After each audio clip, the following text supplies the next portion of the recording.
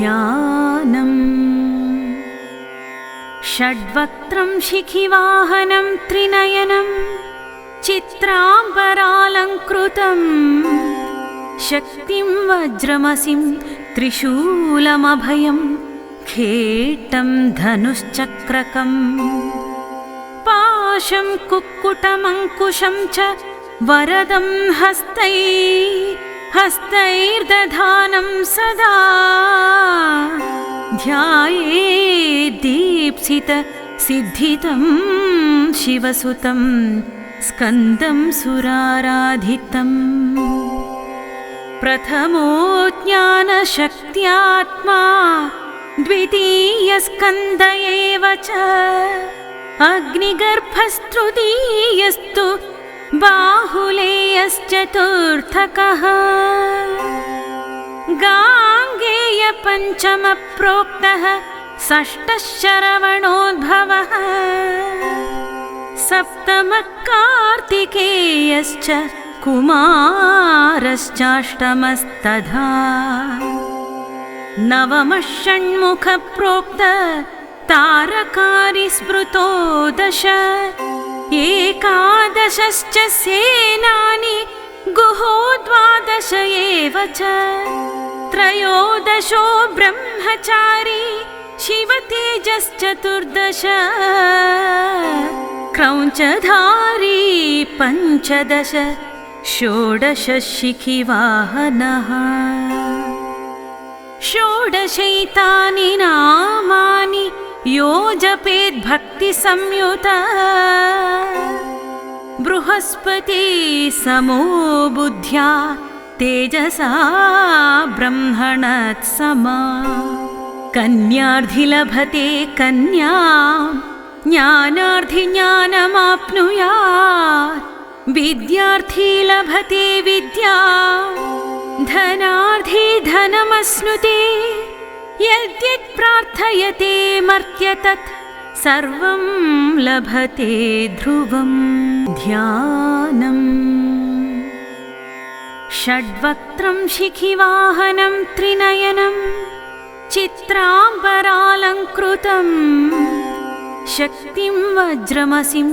त्रिशूलमभयं खेटं धनुश्चक्रकम् पाशं कुक्कुटमङ्कुशं च वरदं हस्तैर्दधानं सदा ध्यायेद्दीप्सित सिद्धितं शिवसुतं स्कन्दं सुराराधितम्। प्रथमो ज्ञानशक्त्यात्मा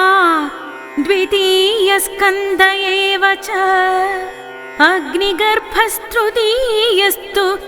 बाहुलेयश्चतुर्थकः गाङ्गेयपञ्चमप्रोक्तः षष्ठः शरवणोद्भवः सप्तमः कार्तिकेयश्च कुमारश्चाष्टमस्तथा नवमः षण्मुखप्रोक्त तारकारी स्मृतो दश एकादशश्च सेनानि गुहो द्वादश एव च त्रयोदशो ब्रह्मचारी शिवतेजश्चतुर्दश क्रौञ्चधारी पञ्चदश षोडश शिखिवाहनः। षोडशैतानि नामानि यो जपेत् भक्तिसंयुता बृहस्पति समो बुद्ध्या तेजसा ब्रह्मणत्समा कन्यार्थी लभते कन्यां ज्ञानार्थी ज्ञानमाप्नुयात् विद्यार्थी लभते विद्यां धनार्थी धनमश्नुते यद्यत् प्रार्थयते मर्त्य तत् सर्वं लभते ध्रुवम्। ध्यानम्। षड्वक्त्रं शिखिवाहनं त्रिनयनं चित्राम्बरालङ्कृतं शक्तिं वज्रमसिं त्रिशूलमभयं खेटं धनुश्चक्रकम् पाशं कुक्कुटमङ्कुशं च वरदं हस्तैर्दधानं सदा ध्यायेद्दीप्सितसिद्धितं शिवसुतं स्कन्दं सुराराधितम् प्रथमो ज्ञानशक्त्यात्मा द्वितीयस्कन्द एव च अग्निगर्भस्तृतीयस्तु बाहुलेयश्चतुर्थकः गाङ्गेयपञ्चमप्रोक्तः षष्ठः शरवणोद्भवः सप्तमः कार्तिकेयश्च कुमारश्चाष्टमस्तथा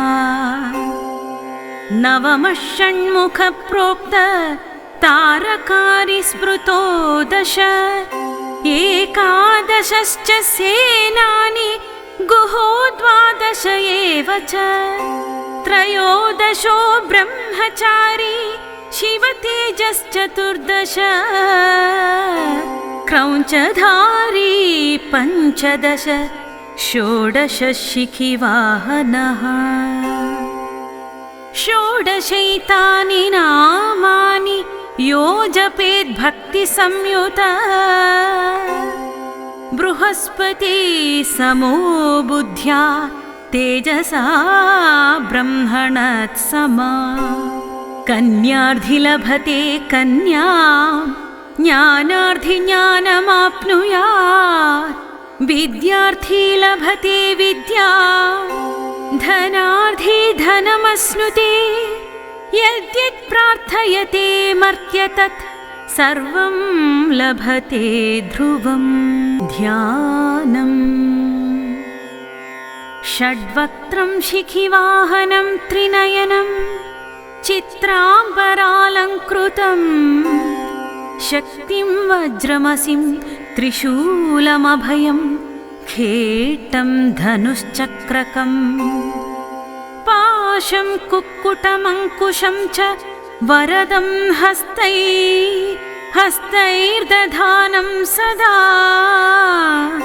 ध्यायेद्दीप्सितसिद्धितं शिवसुतं स्कन्दं सुराराधितम् प्रथमो ज्ञानशक्त्यात्मा द्वितीयस्कन्द एव च अग्निगर्भस्तृतीयस्तु बाहुलेयश्चतुर्थकः गाङ्गेयपञ्चमप्रोक्तः षष्ठः शरवणोद्भवः सप्तमः कार्तिकेयश्च कुमारश्चाष्टमस्तथा नवमः षण्मुखप्रोक्त तारकारी स्मृतो दश एकादशश्च सेनानि गुहो द्वादश एव च त्रयोदशो ब्रह्मचारी शिवतेजश्चतुर्दश क्रौञ्चधारी पञ्चदश षोडश शिखिवाहनः षोडशैतानि नामानि यो जपेत् भक्तिसंयुतः बृहस्पति समो बुद्ध्या तेजसा ब्रह्मणत्समा कन्यार्धि लभते कन्यां ज्ञानार्धि ज्ञानमाप्नुयात् विद्यार्थी लभते विद्यां धनार्धी धनमश्नुते यद्यत् प्रार्थयते मर्त्य तत् सर्वं लभते ध्रुवं ध्यानम् षड्वक्त्रं शिखिवाहनं त्रिनयनं चित्राम्बरालङ्कृतं शक्तिं वज्रमसिं त्रिशूलमभयं खेटं धनुश्चक्रकम् पाशं कुक्कुटमङ्कुशं च वरदं हस्तैर्दधानं सदा ध्यायेद्दीप्सितसिद्धितं शिवसुतं स्कन्दं सुराराधितम् प्रथमो ज्ञानशक्त्यात्मा द्वितीयस्कन्द एव च अग्निगर्भस्तृतीयस्तु बाहुलेयश्चतुर्थकः गाङ्गेयपञ्चमप्रोक्तः षष्ठः शरवणोद्भवः सप्तमः कार्तिकेयश्च कुमारश्चाष्टमस्तथा नवमः षण्मुखप्रोक्त तारकारी स्मृतो दश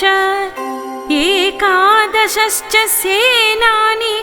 गुहो द्वादश एव च त्रयोदशो ब्रह्मचारी शिवतेजश्चतुर्दश क्रौञ्चधारी पञ्चदश षोडश शिखिवाहनः षोडशैतानि नामानि यो जपेद्भक्तिसंयुता बृहस्पति समो बुद्ध्या तेजसा ब्रह्मणत्समा कन्यार्थी लभते कन्यां ज्ञानार्थी ज्ञानमाप्नुयात् विद्यार्थी लभते विद्यां धनार्थी धनमश्नुते यद्यत् प्रार्थयते मर्त्य तत् सर्वं लभते ध्रुवं ध्यानम् षड्वक्त्रं शिखिवाहनं त्रिनयनं चित्राम्बरालङ्कृतं शक्तिं वज्रमसिं त्रिशूलमभयं खेटं धनुश्चक्रकम् पाशं कुक्कुटमङ्कुशं च वरदं हस्तैर्दधानं सदा ध्यायेद्दीप्सितसिद्धितं शिवसुतं स्कन्दं सुराराधितम् प्रथमो ज्ञानशक्त्यात्मा द्वितीयस्कन्द एव च अग्निगर्भस्तृतीयस्तु बाहुलेयश्चतुर्थकः गाङ्गेयपञ्चमप्रोक्तः षष्ठः शरवणोद्भवः सप्तमः कार्तिकेयश्च कुमारश्चाष्टमस्तथा नवमः षण्मुखप्रोक्त तारकारी स्मृतो दश एकादशश्च सेनानि गुहो द्वादश एव च त्रयोदशो ब्रह्मचारी शिवतेजश्चतुर्दश क्रौञ्चधारी पञ्चदश षोडश शिखिवाहनः षोडशैतानि नामानि यो जपेद्भक्तिसंयुता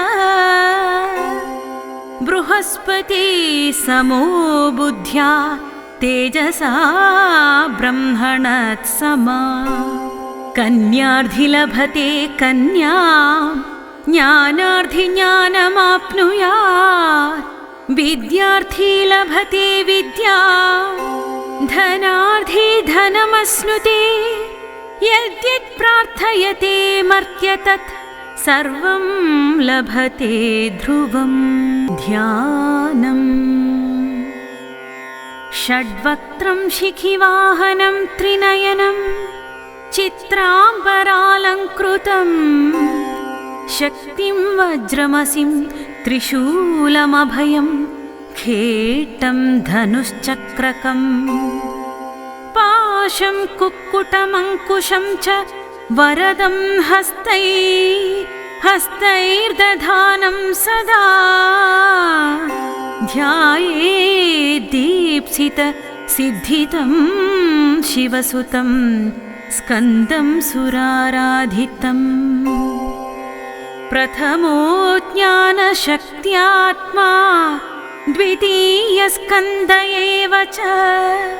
अग्निगर्भस्तृतीयस्तु बाहुलेयश्चतुर्थकः गाङ्गेयपञ्चमप्रोक्तः